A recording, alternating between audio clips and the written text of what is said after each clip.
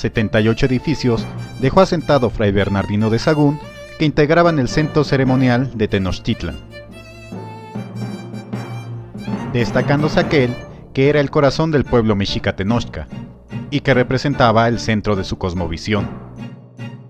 Construcción monumental que fue referida por el franciscano como la principal torre de todas, y que los españoles conquistadores, al no saber pronunciar el idioma náhuatl, le llamaron Q, conocido hoy como Templo Mayor, pero cuyo nombre correcto en náhuatl fue el de Hueyteocalli o Hueytzacualli, la gran casa de la energía.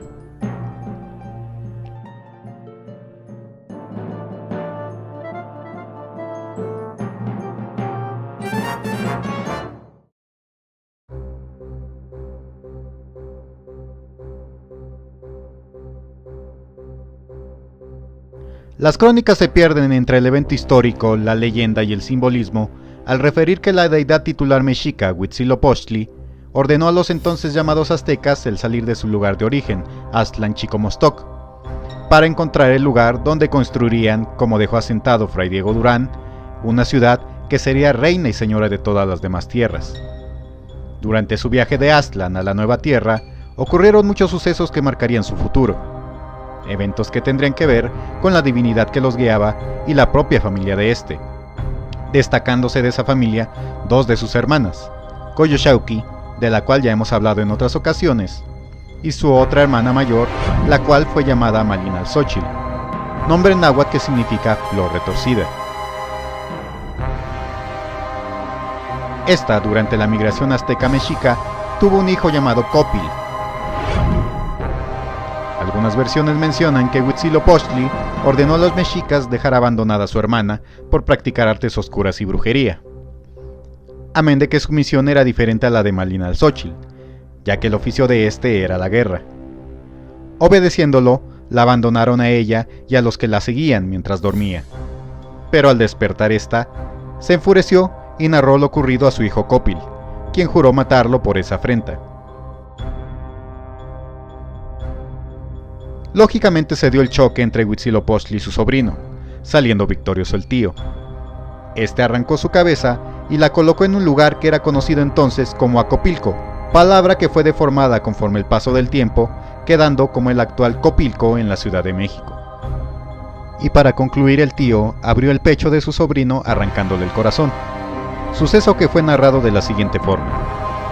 Ese corazón, según el mito, sería la simiente de la cual brotaría el tunal donde se posaría un águila, gestándose así la señal inequívoca del lugar donde se fundaría Tenochtitlan. De este evento mítico aún existe una representación en piedra, la cual se encuentra en la denominada Teocalli de la Guerra. En el respaldo de este monolito fue grabado un cráneo de donde brota un tunal coronado en sus puntas con corazones y un águila posada en la parte más alta, dando el grito de guerra a Tlachinoli o agua quemada. Tenemos entonces que el lugar donde supuestamente se lanzó el corazón de Copil sería el lugar físico donde se construiría el primer templo mexica, adoratorio que por supuesto fue pequeño y humilde, tal y como lo refirió Fray Diego Durán. Hagamos en aquel lugar del tunal una ermita pequeña, donde descanse agora nuestro Dios. Y así hicieron. Encima de él, una pobre y chica casa, a manera de humilladero. Sencillo templo que tuvo como base un humilde cuadrado que llegaría a convertirse en esto.